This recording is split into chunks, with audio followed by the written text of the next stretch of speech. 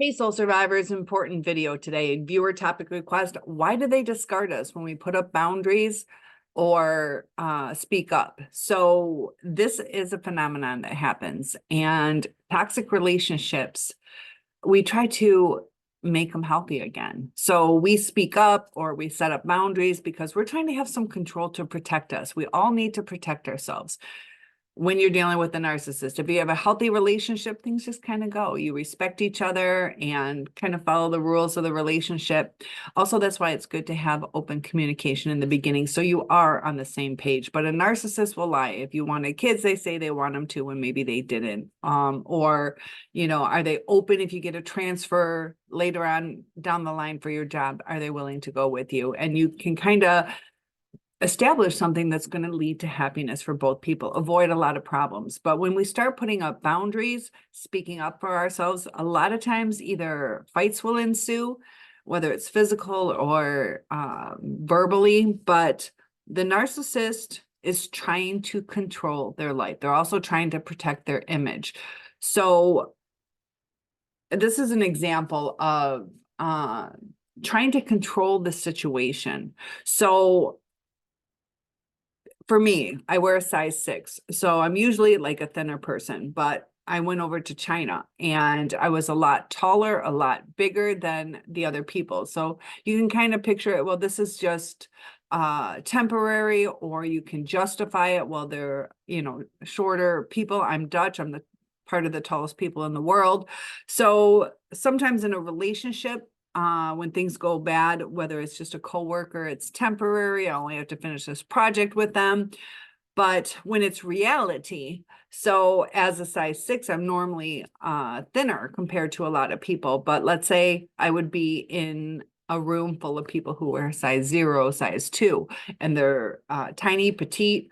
It's going to make me feel bigger.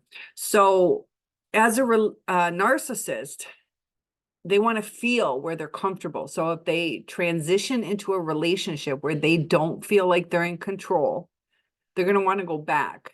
So if you can kind of picture the analogy that I'm trying to say is you might be comfortable in one situation, but not comfortable in the other. You're the same person, just like I'd be the same person, whether I'm in China around heavier people or thinner people.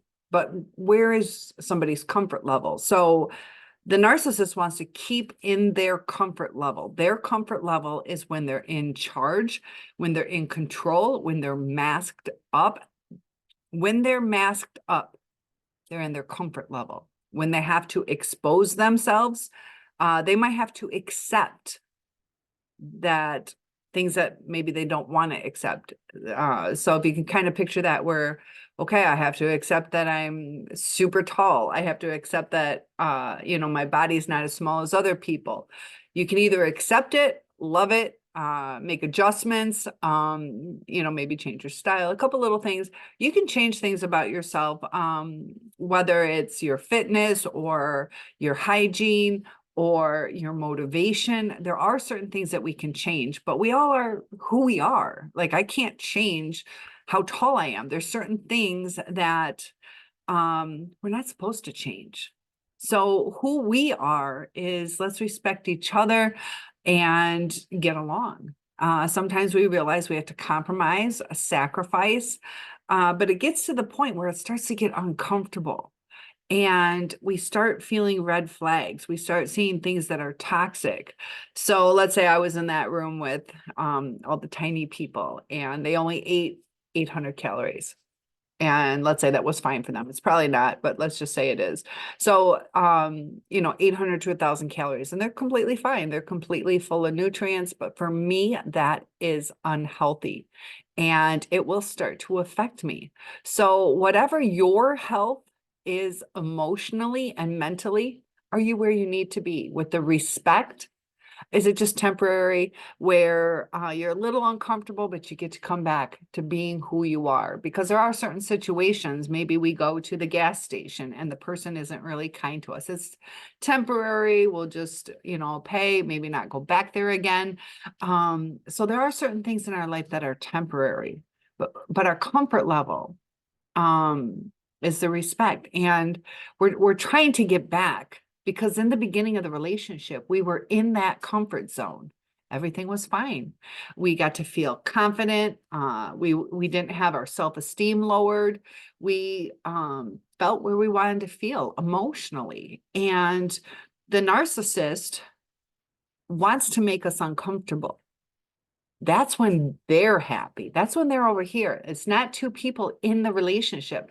The narcissist, when they want to control things, if you bring something up, they have to accept that they're not perfect, that they're not who they feel they are. Because in this section, I can feel that I have the best figure. And then here I might feel different. So the narcissist tries to create this feel for their life. And when they're not the perfect lover, they're not the perfect this, they're not that, that it gets them outside of where they want to be. And all we're saying is, can't we both be in the middle? Like, do I have to be here for you to feel better than? They like to feel better than. And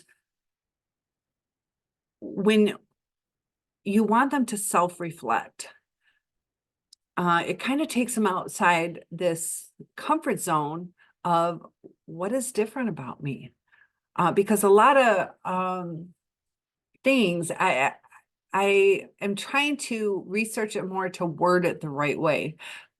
But there's something with mental illness and conformity. The narcissist doesn't want to conform. They don't want to follow the rules. When it's with the impulse control and temptation, the feeling naughty, getting away with things. Because when the narcissist was growing up, they would either sneak around to get what they wanted, or they would only get attention when they threw a fit, when they acted out. I see that in the schools that I'm with. The more traumatized kids are the ones that are acting out, the ones who have a more even keel life. It just kind of forms naturally to where they're able to sit. There are different things that affect it, but in general, they're able to sit, pay attention, focus. And by having them look at, what aren't you conforming with? Why are you stealing? Why are you drinking too much? Why are you, breaking our promise of faithfulness? Why are you quitting jobs? Why is everything unstable? The narcissists, they often will go through many jobs, and not always. Some of them can be stable in certain situations. That's why there's not a catch-all in who is a narcissist and who isn't. And I'm going to do a video about yawning. I just came across some information that is extremely interesting. But when we have empathy, we kind of react to each other. We kind of take on those emotions. The narcissist either can't or wants to resist it. If you notice, they get upset when you cry, instead of connecting with you. Why are you crying? Did I do something wrong? It's like, what's going on with you? Just stop. And they get sick of seeing it, and they don't want to problem solve. They want to run from that. A lot of narcissists have avoidant behaviors. There's also different mental illnesses that do too, but the mental illness part of it is like, what causes people not to conform? Why don't they see why rules are in place? Why do they feel the need to cross over? So for your question, when you try to have them have accountability, they have to change their location. And they can fear sometimes that you're going to abandon them, to where if you don't do everything correctly, or they don't do everything correctly, that they're unworthy. They already struggle with self-esteem. So it's almost in their mind solidifying it. They see things differently. So even when we try to explain things, comment below if you guys have become wordy with your narcissist. I was extremely wordy. I will take accountability. I blew their phones up. There's two of them. But sometimes that's a trauma response, to where we're like, geez, like I have to say it this way, and I have to make sure that I'm not, we kind of foresee, like, I don't want you to take this the wrong way. So we address it. We try to give it like the perfect, all the information that this is safe, and they aren't used to people really taking the time to talk to them. There's the grandiose, and there's also the neglected narcissist, where their brain chemistry. I have a video on the reverse narcissist, which is pretty interesting, how their thought process will go to the negative. So when we're trying to go to the positive, hey, there's a solution to this. I'm not mad at you. Can we just adjust this? Or I need your help with this. I also been witnessing, a friend of mine is with an extreme narcissist.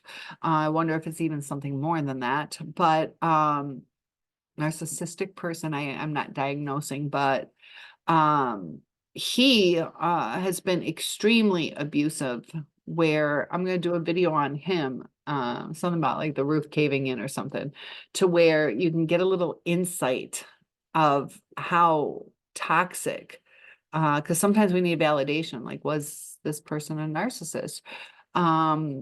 What's important is not whether or not they have NPD.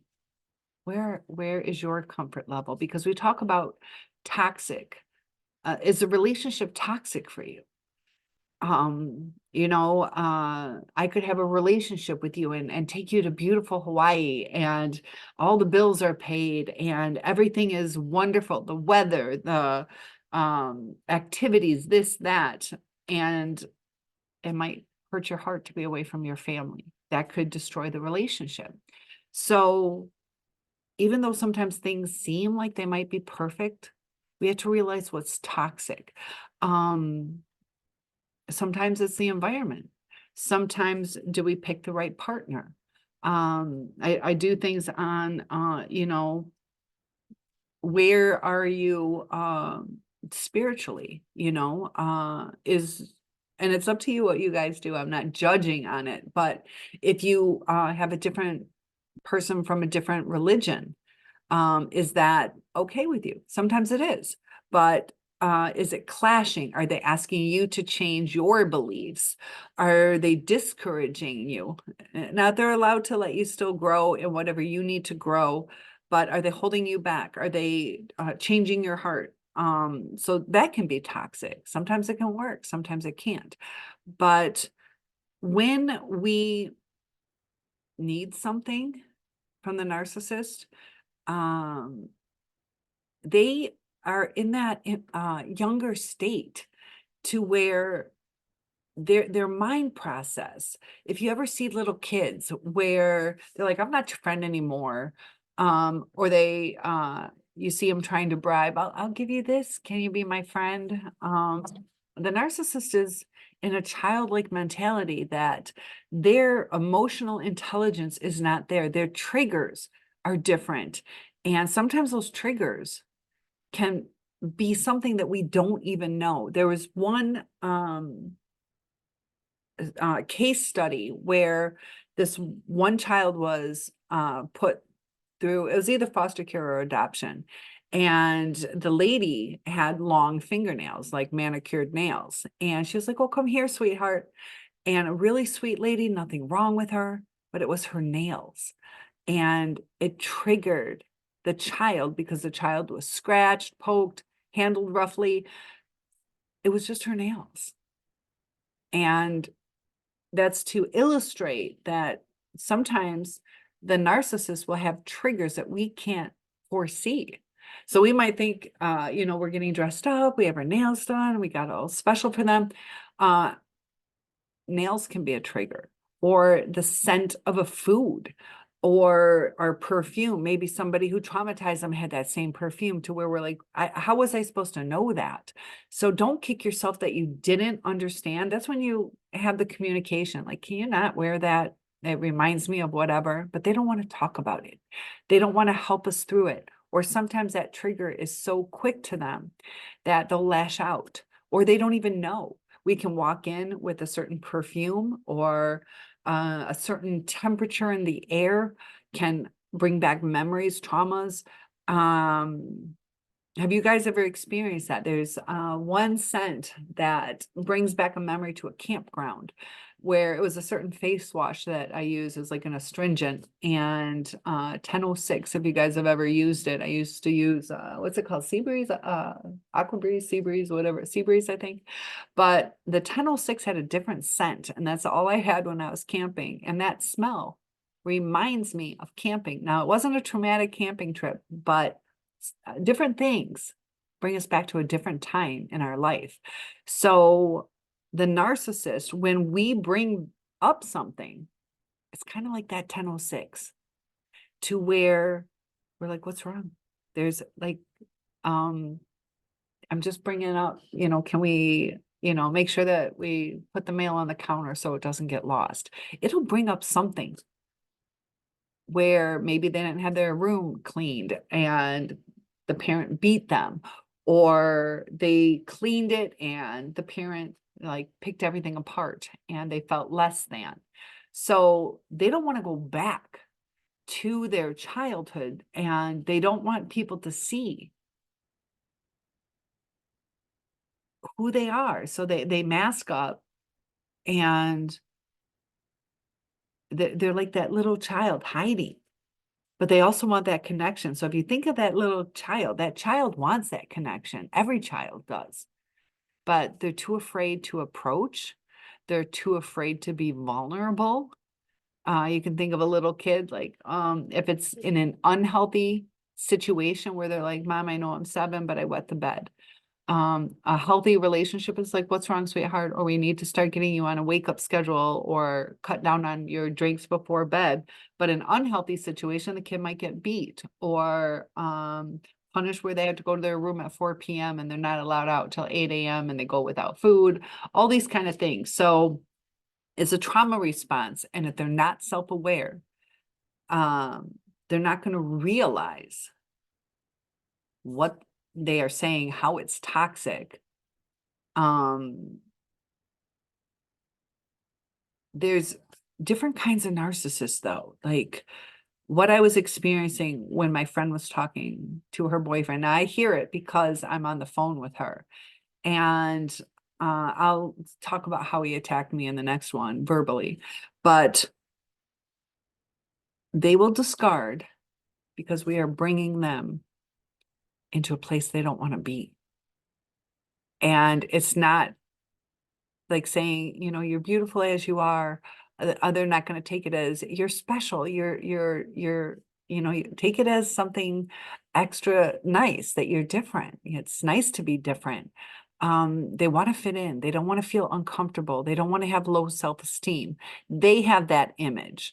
So in this situation where you can become grandiose, and that would be a coping mechanism where, here you could say you're too scrawny, or you're short, you can't do this, or I'm better than you because of whatever situation. That sometimes that's a coping mechanism. You're different. You don't accept it yourself. So you're going to cut everybody else down, or you're going to try to make them see what you want them to see, because it's easy to be different when you have high self-esteem. It's difficult to be different when you have low self-esteem. Society will affect our self-esteem over time. It's real hard to maintain self-esteem when others are cutting you down. So don't get into that uncomfortable zone. And that's why we're fighting. We're fighting to stay true to ourselves, to the life that we wanted, to the person that they showed us, because we would not have entered that room, that life, because we'd be like, I'm not going to be comfortable there. Just like that Hawaii analogy. I'm not going to be comfortable there. I'm going to miss my family too much. It's not what's good for me. And they disrupt our entire life. If you see little kids, how they pick on each other, that's kind of what the narcissist does. And sometimes they don't see the empathy where if there's a little crack in your self-esteem, that certain words can hurt you. Like if you're uncomfortable and somebody said, "Hey, Slim," and you're like, "Slim? Like, are they making fun of me because I'm bigger than these people?" It's like, no, you're a size 6. Like, they're not making fun of you. But if you have low self-esteem, you're like, yeah, you're calling me big. It's the opposite, where the trust isn't there. It goes deep, but to answer your question, they discard you because they don't want to deal with it.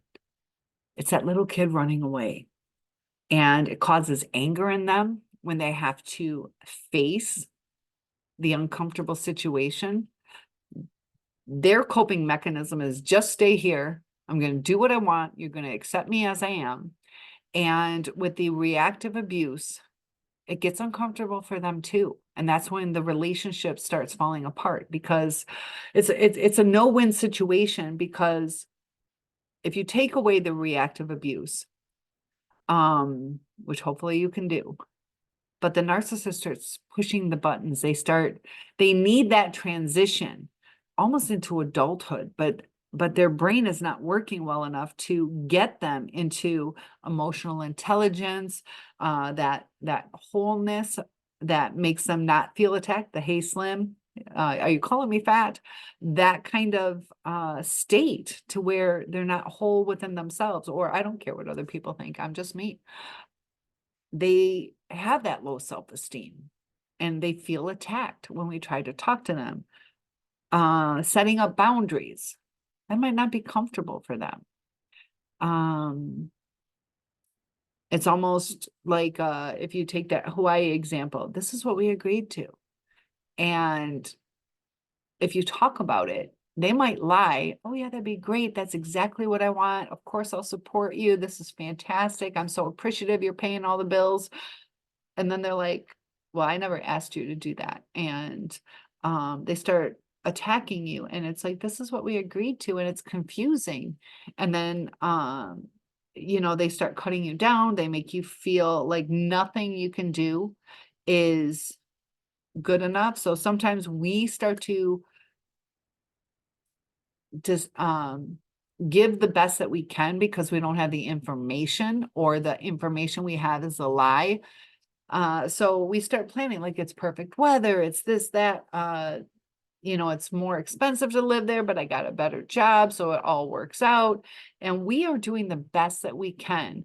Maybe we're like, we'll get a 2-story so we can overlook the property.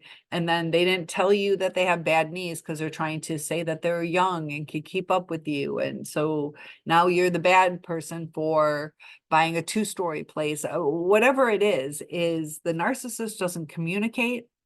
And then they just play the victim. They attack, whether verbally, it can be physically, but it's a cycle that they have to go through. It's almost like they're trying to get back to their true self.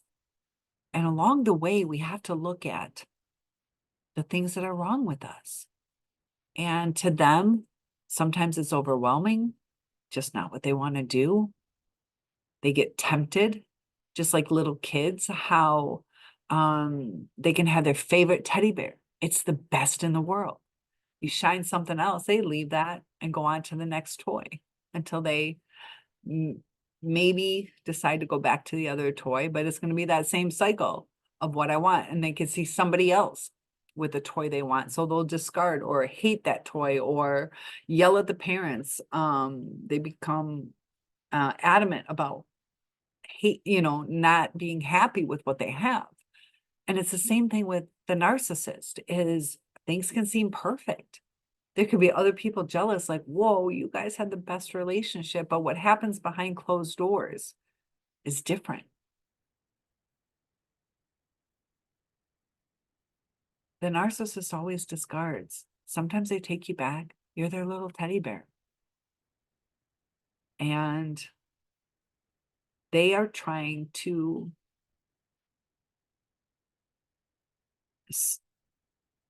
fit in. They're trying to, if they're grandiose, they're trying to meet other people's expectations. They like what it felt like when they were on top of the honor roll, or they were the star football player, or they were always the one who was so organized. It's not always about looks. Maybe they got complimented on certain things and they feed off of that. They become people pleasers. Be careful that you're not a people pleaser, because sometimes we give too much. So the narcissist with their love bombing, they think it's going to just make things better, but they're not dealing with the issue. So over time, the gifts are a manipulation tactic to not deal with the situation. It's a Band-Aid.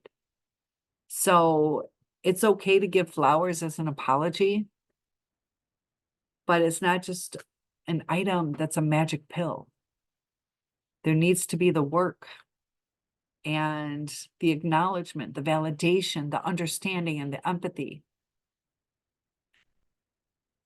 It's a cycle of abuse. If you can see all these people across all these YouTube channels or different social media, the cycle is the same. A lot of us were naive when we got into this. We felt there would be change, or they just didn't understand. And if we could talk to them, they'd understand. But they don't have that empathy to understand. They see things as an attack. They also don't want the work. And they love in a different way, very selfish way. And they take too much. There's times a little selfishness is okay. But when they start starving you and stealing your self-esteem, that causes so much damage. It affects your brain, your health, your stability, your friendships, your relationships. That's taken too much from someone. So if they discarded you, it's a new leash on life. You're free from the abuse. And a lot of us, because of that Stockholm syndrome or the trauma bond, you don't realize it,